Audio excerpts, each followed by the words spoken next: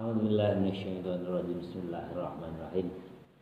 Ila hadratin Nabil Mustafa habibina wa syafi'ina sayyidina Muhammad sallallahu alaihi wasallam wa ala alihi wa ashabihi wa tabi'in wal ulama ahli sunnah wal jamaah khususan an-nahdiyah wa thumma khususan ila hadratil muallif kitab ta'lim ta'lim bahasa Finnatun Najah wa thumma hadiatan barakatul ummul Quran muwaqif hadal kitab syai'ulillah lahum al-fatihah.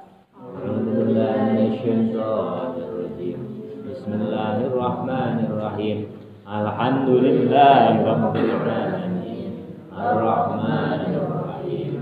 Maliki yaumiddin. Iyyaka na'budu wa iyyaka nasta'in. Ihdinas siratal mustaqim. Siratal ladzina an'amta 'alaihim ghairil maghdubi 'alaihim waladdallin. Halaman 19 ya. Bismillahirrahmanirrahim. Halaman 19 baris pertama itu ya maju dikit. Wa min ta'zimi. A'udzubillahi minasyaitonirrajim. Bismillahirrahmanirrahim. Halaman pertama baris pertama itu agak kanan. Wa min ta'zimi, dan sebagian dari mengagungkan ilmu. Wa min ta'zimi, dan dari sebagian mengagungkan ilmu ayyajuda hendaklah gawe lomo kalau di kitab bapak. Ayyajuda hendaklah berbuat dermawan.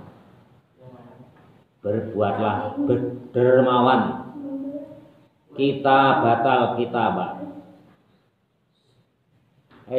Udah ketemu belum? Jangan ngobrol.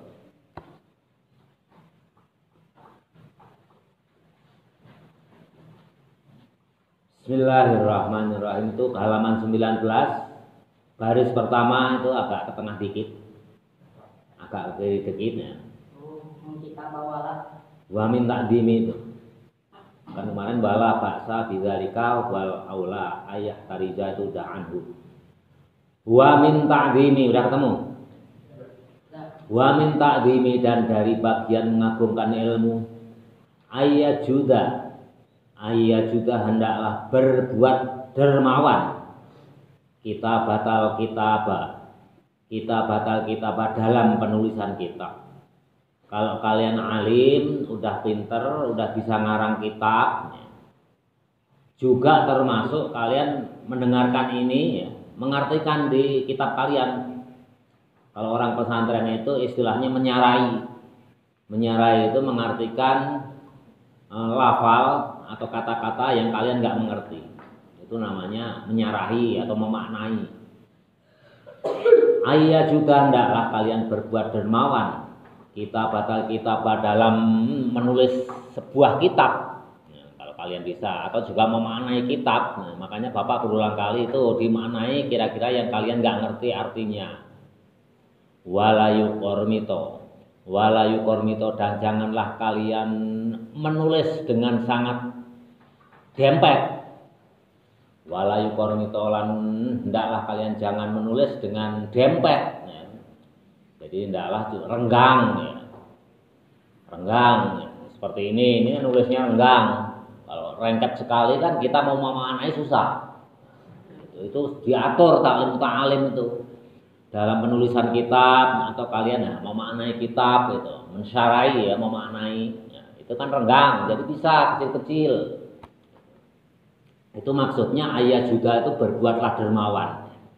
Kita batal kitab dalam penulisan kitab. Walayu kormita, dan janganlah kalian menulis dengan cara dempet. Wayatruka, dan hendaklah kamu tinggalkan al-khasyiyata itu pinggiran yang menyarai itu. Khasyiyah itu apa artinya? Pinggiran. Nah, itu kalian tulis pinggiran. Khasyiyah itu menyarai kitab, memaknai kitab. Dan jangan wayat ruka, dan janganlah wayat ruka, dan meninggalkan kamu al khasyata pinggiran, wa yatruka dan meninggalkan kamu al khasyata memaknai kitab, allati yuqarmitu adapun menulis yang dempet, bener ya dempet ya, enggak renggang itu dempet betul ya. Fiha di dalam penulisan kitab illa 'inda darurati kecuali dalam keadaan darurat, ya, kecuali dalam keadaan darurat. Ya, makanya di sini dianjurkan kalian itu setiap ngaji kitab itu ya dimaknai per lafal yang kalian belum tahu maknanya itu dimaknai. Yukorm itu berarti kerep atau renggang, nah, itu dimaknai di bawahnya. Pakai bahasa Indonesia boleh, kalau pakai bahasa Arab bahasa huruf Arab belum bisa ya bahasa Indonesia. Oh yukormito itu berarti dempet. Illa 'inda darurati kecuali dalam keadaan darurat. Wa ro'a. Nah, ro'a ini memang lafal mustarak, artinya banyak, melihat juga bisa. Nah, kalau di sini ya cara mengartikannya wa ro'a Abu Hanifah, wa ro'a dan berpendapat. Wa ro'a dan berpendapat Abu Hanifah. Nah, itu kamu maknai ro'a di sini berarti artinya berpendapat. Abu Hanifah, Imam Abu Hanifah. Katiban tulisan, yukormitu, katiban tulisan, yukormitu yang rengket, yang dempet. Katiban tulisan, nah itu kamu maknai, itu maksudnya ditulis itu. Nulisnya jangan terlalu kecil, jangan terlalu rengket. Katiban kitab, yukormitu yang ditulis dengan dempet. Fil kitab di dalam sebuah kitab. Faqala maka berkata Abu Hanifah. Abu Hanifah ini berpendapat atau melihat. Suatu saat beliau itu melihat hasil karya orang lain, ulama itu, atau muridnya mungkin barangkali. Nulisnya itu rengket sekali. Maka dikomentari. Faqala maka berkata Imam Abu Hanifah. La tuqormitu, janganlah menulis dengan cara dempet. La tuqormitu, janganlah dempet. Khotoka tulisanmu, khot itu tulisannya. Latu korm itu janganlah dempet. Khotoka tulisanmu. Li'annaka karena sesungguhnya tulisanmu. In ishta li'annaka karena sesungguhnya kamu. Ya, itu Abu Hanifah itu melarang kalau menulis dempet itu nggak boleh. Li'annaka karena sesungguhnya kamu. In ishta jika hidup lama, tandamu akan apa namanya, getun apa bahasa Indonesianya, getun itu merasa apa, sayang ya, saya tadi nggak makan, padahal sekarang lapar, itu apa maksudnya, apa itu? Nyesel ya. In ishta jika kamu hidup lama, tandamu, kamu akan menyesal. Kalau kalian ya, ini bapak kan dimanain ini kecil-kecil. Kalau terlalu kecil, bapak umurnya lama, itu nanti akan menyesal. Karena apa? Kalau udah makin tua kan penglihatan itu makin buram ya.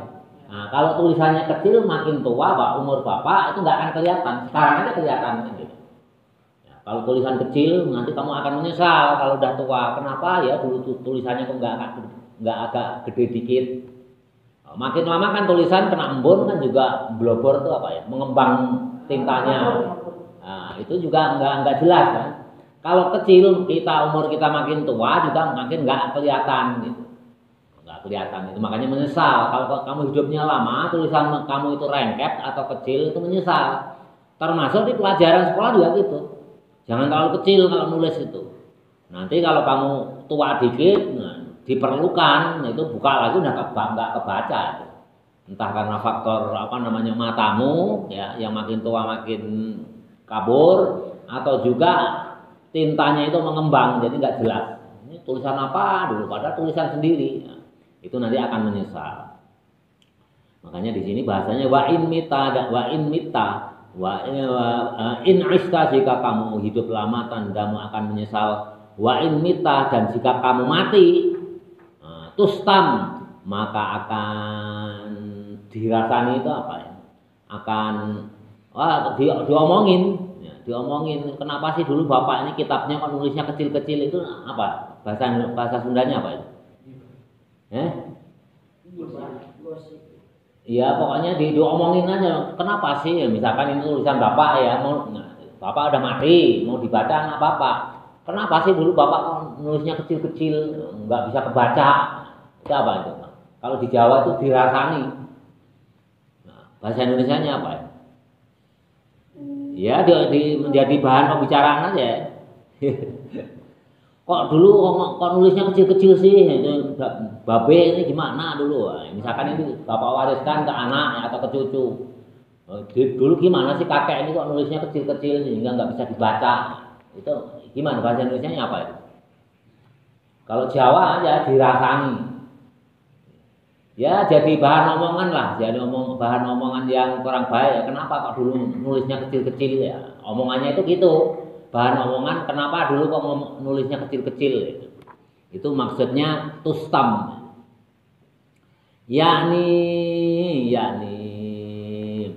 yakni kemauan Abu Hanifah idza syi'ta.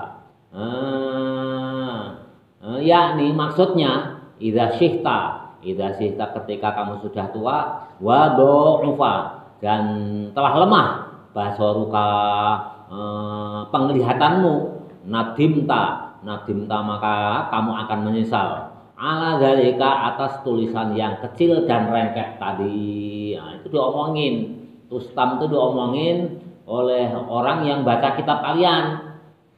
Di periode berikutnya, entah anak, entah cucu, ini gimana nih kakek dulu kok tulisannya kecil-kecil sehingga nggak bisa dibaca. Jadi kalau makin tua, pandangan makin melemah, nadimta kita akan menyesal. Ala zalika atas tulisan kitab yang kecil-kecil, al fi'lu yang telah kalian perbuat, yang kalian tulis. Seperti bapak ini kan juga bapak tulisin artian satu-satu. Yang nggak tahu artinya pasti dikasih makna kecil. Nanti kalau bapak udah mati, kalau masih hidup, ya nanti 10 tahun yang akan datang belum tentu kebaca ya oleh bapak sendiri karena pandangan mata mulai melemah. Kalau bapak mati, cucu bapak atau anak bapak mau baca nggak bisa karena terlalu kecil, terlalu rengkep. Jadi nggak boleh lah, dianjurkan ya yang gede-gede. Makanya kenapa kitab ini jarang-jarang nggak rengkep? Ya supaya bisa diartikan di bawahnya, tujuannya itu. Apalagi Bulughul Maram. Tuh berat banget ngantuk, teklu.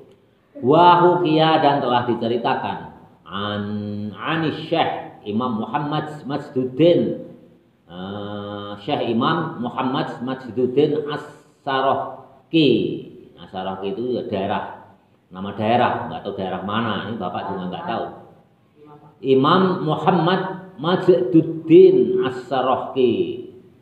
As-Sarahki ini daerah mana ini bapak lupa ini. Majduddin. Kalian sekali, nah itu namanya jangan rengkep ngasih harokatnya itu. As-Sarahki. Nah, nama daerah. Enggak, tapi nggak tahu ini bapak daerah mana lupa ini. Rahimahullahu. Rahimah semoga Allah merawat. Rahimah semoga merahmati. Allahu kepada Imam Muhammad Majduddin As-Sarahki annahu sesungguhnya Imam Ahmad Majduddin As-Sarahki qala berkata ma kormatna ma kitab ma sesuatu kitab ma ini kitab artinya ma kitab kormatna yang ditulis dengan cara yang rengkep yang dempet nadimna kita akan menyesal wama dan keterangan guru ya tulisan itu kan kamu maknai itu setiap lafal itu kamu maknai itu kalau rengket nanti ya nggak kebaca maksudnya gitu wama dan keterangan guru intahabna betul ya intahabna yang kamu milih-milih ya nah itu nggak boleh. Kalau menurut ta'lim muta'alim itu walaupun kamu sudah tahu maknanya ya artikan aja di bawahnya itu. Diberi arti. Milih-milih itu juga nggak boleh. Nadimna kamu nanti akan menyesal.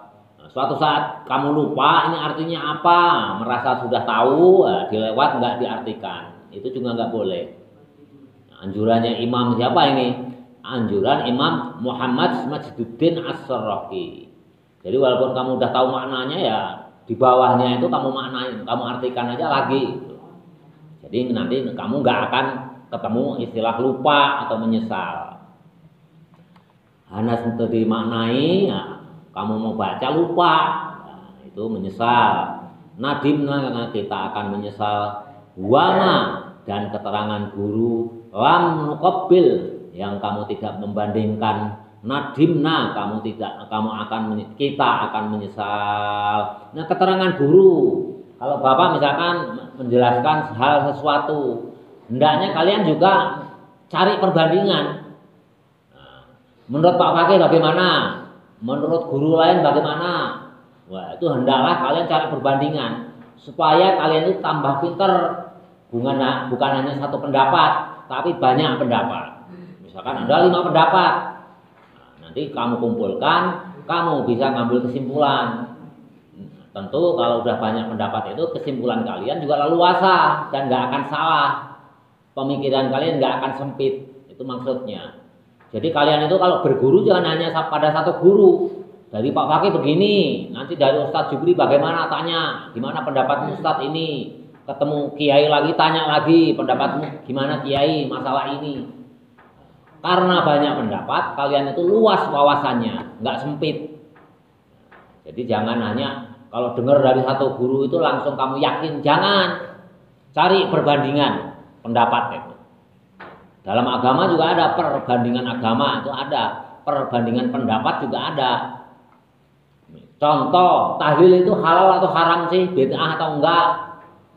Kalau Pak Fakih menjawab boleh, dasarnya ini. Nanti ketemu Kiai tanyakan lagi, tahlil itu hukumnya gimana Pak Kiai, bid'ah atau enggak, atau bid'ah dolalah, atau bid'ah hasanah, atau bid'ah dolalah itu ada enggak sih gitu. Bid'ah hasanah itu boleh enggak, cari pendapat. Nah, kalian enggak akan sempit wawasannya. Jadi jangan hanya satu pendapat, banyak pendapat itu maksudnya. Jadi maksudnya muqabil itu dibandingkan. Nukobil adalah membandingkan pendapat guru-guru itu. Jadi kalian cari banyak guru. Jangan mentang-mentang pernah baca Bulughul Maram udah puas, jangan. Paling enggak 5 guru. Bagaimana cara penjelasannya? Bandingkan. Nah, baru kalian menyimpulkan, menjadi pendapat kalian. Caranya gitu. Baru dengar pendapat satu orang, kalian sudah menyimpulkan itu salah. Banyak. Ya, kalau sekarang ya kalian masih santri ya dapatnya dari bapak ya untuk sementara pendapat bapak dulu aja yang diikuti.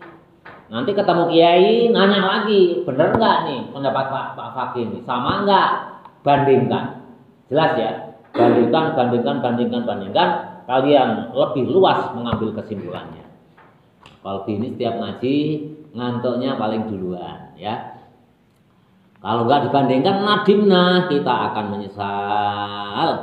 Wayam bagi dan seyogyanya ayakuna. Kita taklim ini sampai detail sekali ya. Menuntun kita itu supaya kita itu hati-hati dan pintar. Wayam bagi dan seyogyanya ayakuna ada takti'ul kitabah. Takti'ul kitabah, formatnya kitab atau potongannya kitab. Format ini formatnya apa? Tahu nggak? Format itu tahu nggak? Bentuk lah. Bentuknya kitab ini kan segi 4 ya.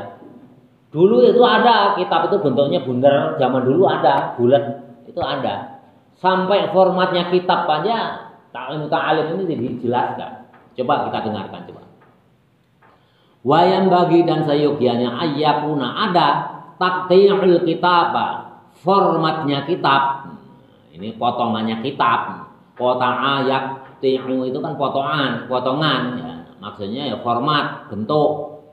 Takti'ul kitabah formatnya atau bentuknya kitab. Muraba'an, hendaklah segi 4. Di ta'alim itu sampai detail bentuk kitab, format kitab aja disampaikan ya.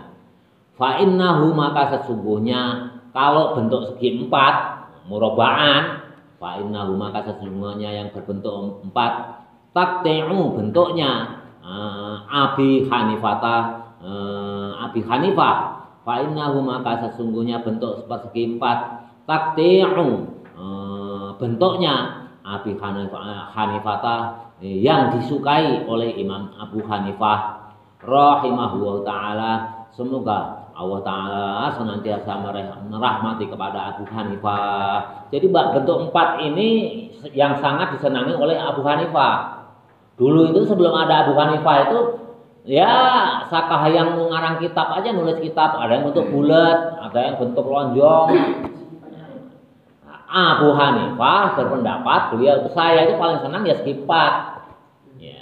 Ya memang paling enak ya segi 4 nyimpen juga. Coba kalau bentuknya bulat didiriin nggak bisa ya. Apalagi lonjong. Makanya yang paling pas itu ya segi 4. Makanya sampai sekarang pun buku-buku karya ilmiah itu kitab itu apapun itu bentuknya segi 4. Itu pendapat siapa yang pertama kali berpendapat itu? Imam Abu Hanifah. Sampai bentuk kitab atau buku itu aja pendapatnya orang Islam yang pertama kali itu. Luar biasa. Huwa adapun kitab yang berbentuk segi 4 aisaru lebih mudah ilar raf'i untuk mengangkatnya wal wad'i atau membawanya. Raf'i itu bisa diangkat jika membawa, wal wad'i dan meletakkannya, wal wad'i dan meletakkannya atau menyimpannya, wal mutalla'ati dan dalam mutolaahnya. Mutolaah itu ya murojaah lah kalau Quran itu. Murojaah itu mutolaah. Kalau murojaah itu kan hafalan. Tapi kalau mutolaah itu ya mutolaah kitab ini. Bapak sebelum ngajar itu pasti mutolaah dulu supaya menjelaskannya mudah. Nah, baca dulu maksudnya apa, itu namanya mutolaah. Ya, kalau segi 4 itu gampang, ya ini dibawanya juga gampang. Coba kalau segi lonjong atau bulat ya, susah lah nyimpennya juga, bawanya juga susah. Wayam bagi dan seyogyanya Allah yakuna, janganlah ada fil kitabi dalam kitab syai'un sesuatu minal humrati dari tulisan yang tintanya merah. Hati-hati, ulama dulu tinta merah itu nggak senang. Termasuk Abu Hanifah ini belum dapat, kan ada ya Quran yang sekarang itu tinta merah. Ya ada ya. Dengarkan. Bukan bapak lo yang ngomong, taklim lo. Dengarkan. Bagaimana sih kalau ada tinta merah ini? Hati-hati. Orang sekarang ini kan kemarin kita membaca bab apa itu di Nashul Ibad. Lari dari ulama. Sampai penulisan kitab pun lari dari ulama. Kita baca. Bapak ulang ya. Ini bukan pendapat bapak loh. Pendapat Imam Abu Hanifah. Siapa Imam Abu Hanifah? Penemu mazhab pertama kali. Yang pertama kan Imam Abu Hanifah, yang besar loh ya ini. Yang kedua siapa? Imam Maliki. Yang ketiga siapa? Imam Syafi'i. Yang keempat Imam Ahmad bin Hambal atau Hambali. Ini yang terkenal ini. Yang berpendapat kalian itu jangan nulis kitab dengan tinta merah. Itu Imam Abu Hanifah. Kita perhatikan dengan seksama. Bapak ulang. Wayam bagi dan seyogyanya Allah yakuna, janganlah ada fil kitabi di dalam kitab syai'un sesuatu minal khumrati dari tinta merah. Fa innaha maka sesungguhnya tinta merah soni'un. Fa innaha maka sesungguhnya tinta merah soni'un, kelakuan al-falasifati, kelakuannya orang ahli filsafat. Dulu ada zaman generasi Abu Hanifah dan sebelumnya ahli filsafat. Ahli filsafat itu kalau di Indonesia siapa? Salah satunya Rocky Gerung. Pernah lihat belum di TV? Wah, itu jago bersilat lidahnya itu. Tapi kalau nggak dilandasi dengan ilmu tauhid, ilmu fikih, itu bisa sesat itu, bisa teis. Dulu ahli-ahli filsafat dulu ya, seperti Aristoteles, siapa lagi? Nah, banyak ya yang Yunani, yang kuno itu ahli-ahli filsafat itu sesat itu, bahwa ya hanya ateis, bahwa Tuhan itu nggak ada kesimpulannya. Nah, Dulu nulis merah itu kebiasaannya orang ahli filsafat. Ahli filsafat itu sukanya menyerang Islam. Beda, Imam Ghazali itu juga ahli filsafat, tapi filsafat Islam. Beda dengan yang non-Islam itu. Kalau yang non-Islam itu menyerang Islam. Semua diserang. Misalkan Muhammad itu hiperseks. Nabi Muhammad itu hiperseks, istrinya banyak. Orang Islam itu kalau perang menghalalkan segala cara, ya buktinya harta rampasan, istri-istrinya itu menjadi rampasan. Itu dipelintir itu. Kan Bapak udah jelaskan ya kenapa sih kalau kalah perang itu dirampas, ya semuanya dirampas. Kan udah Bapak jelaskan, nggak usah Bapak jelaskan ya dalam ini. Ahli filsafat itu menyerang Islam. Padahal kalau namanya perang, ya kalah perang ya semuanya harus dirampas. Kalau enggak nanti dikumpulkan untuk menyerang balik pada kita kan gitu. Termasuk istri-istrinya. Kalau istrinya enggak kita rampas, diperistri oleh dia, apalagi yang cantik, dia punya anak, akhirnya bala tentaranya kuat. Dilahirkan oleh istri-istri yang kuat, istri-istri yang cantik, rugi umat Islam, makanya disita juga. Disita. Nah, ini enggak perlu Bapak jelaskan panjang Pak. Filsafat itu menyerang orang Islam, dipelintir. Semuanya dipelintir aja, ya. Nah, itu hanya Quran itu hanya karangan Muhammad aja supaya dia dapat pengaruh. Nah, itulah diantaranya. Ya, jelas ya. Nah, menulis dengan tinta merah dengan tinta hijau dulu itu adalah kebiasaan para filsafat yang kerjaannya nyerang Islam. Padahal di hadis Nabi ada apa? Man tasyabbaha biqaumin fahuwa minhum. Barang siapa yang menyerupai suatu kaum itu, mereka itu yang menyerupai suatu kaum itu sebagian dari mereka. Artinya apa? Enggak boleh. Dulu Kiai Hasyim Asy'ari pendiri NU zaman Belanda itu namanya apa? Fatwa celana panjang, dasi, jas haram. Ya, dulu zaman Mbah Hasyim itu haram. Kenapa? Ya karena Belanda memakai celana panjang, jas dan dasi. Itu mengamalkan hadis man tasyabbaha biqaumin fahuwa minhum. Kalau kamu pakai celana panjang, pakai dasi, pakai jas, sebagian daripada Belanda. Belanda itu kafir, makanya hukumnya haram. Kenapa Kiai Hasyim waktu itu mengharamkan celana, jas, terus dasi? Ya untuk membedakan. Kalau santri ya pakai sarung, jadi jelas nanti kalau perang itu jelas. Mana musuhnya, mana lawannya itu jelas. Coba kalau sama kan repot ya. Mana ini yang pengikut Belanda yang jilat kepada Belanda, mana yang enggak, repot. Makanya fatwanya haram. Jelas. Jadi fatwa haram itu bukan karena jasnya, bukan karena celananya, bukan karena dasinya, tapi untuk membedakan identitas. Mana yang pro terhadap kemerdekaan Indonesia, mana orang pribumi yang jilat kepada Belanda. Karena apa? Waktu itu yang menjilat kan banyak kan. Kenapa Belanda menjajah sampai 350 tahun? Karena banyak penjilat. Contoh yang paling konkret, Cut Nyadin yang makamnya ada di Sumedang. Tokoh pahlawan dari mana itu perempuan itu? Ya, dari Aceh. Itu bisa ketangkap kenapa? Karena pengikut daripada Cut Nyadin itu pengawalnya itu berkhianat. Tuh Cut Nyadin itu nyumputnya di daerah gitu. Berkhianat, akhirnya bisa ditangkap. Karena banyak pengkhianat, ya itu banyak pengkhianat dulu itu ya, namanya manusia yang pengen hidup makmur, banyak uang ya pro Belanda, makanya Belanda itu sampai 350 tahun. Kenapa Jepang, Inggris menjajahnya sebentar? Ya karena udah pada sadar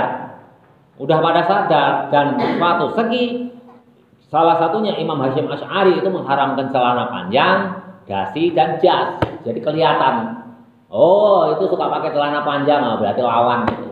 Dibunuh kan gampang. Karena pribumi bangsa kita pun banyak yang berkhianat. Ini hampir semuanya. Perang Pangeran Diponegoro tahun berapa? Ya wadah lupa, masih pintar Bapak. 1825 sampai 1830. Kenapa Pangeran Diponegoro tertangkap dibuang ke Sulawesi? Karena ada yang berkhianat, gitu loh. Ada yang berkhianat. Coba kalau udah sadar nggak berkhianat, makanya Kiai Hasyim fatwanya celana panjang haram, terus jas haram, dasi haram, karena untuk lebih memudahkan mana lawan, mana kawan. Makanya Jepang Inggris itu sebentar. Ya, satu, masyarakat Indonesia sudah sadar akan kemerdekaan. Yang kedua itu dipersempit. Oh, mana yang berkhianat itu dipersempit ini. Mana ini pribumi yang berkhianat dipersempit berbagai cara. Salah satunya adalah pakai sarung atau pakai celana. Kalau sarung berarti itu pro kita, pro kemerdekaan. Di setiap halaman masjid pun dulu dikomando. Dulu yang masjid-masjid kuno itu di depan masjid itu pasti kalau dia pengikutnya Pangeran Diponegoro selalu ditanami sawo. Itu sebagai tanda, kan mudah itu. Tanami sawo halaman masjid itu. Oh, berarti ini pendukung Pangeran Diponegoro. Gampang kan? Wah, ini pendukung Diponegoro ini masjid. Nah, berarti masyarakatnya juga pro Pangeran Diponegoro. Kalau kita minta bantuan tidak ragu-ragu karena tidak akan mungkin berkhianat. Banyak cara. Cara itu banyak sekali. Jelas ya? Nah, dulu zaman Abu Hanifah itu orang ahli filsafat itu menyerang Islam. Orang ahli filsafat itu banyak dari mana? Dari Persia atau dari Iran kalau sekarang. Nah, itu kalau nulis kitab itu ada merah, ada hijau. Jangan. Man tasyabbaha biqaumin fahuwa minhum. Sama dengan Kiai Hasyim Asy'ari zaman perjuangan kemerdekaan kita. Jelas ya? Fa innaha, maka sesungguhnya tulisan merah soni'un, kelakuannya al-fala sifati, itu para ahli filsafat. La soni'u, janganlah, bukan kelakuan as-salafi, ulama salafi. Wa min masayah, jadi ulama salafi Abu Hanifah dan sebelumnya enggak ada itu yang nulisan merah-merah itu. Itu kebiasaan orang Persia. Nah, kaitannya dengan sekarang, apakah masih apakah masih ada bisa dipakai atau enggak tulisan merah-merah itu? Ya tentunya orang yang ahli fatwa.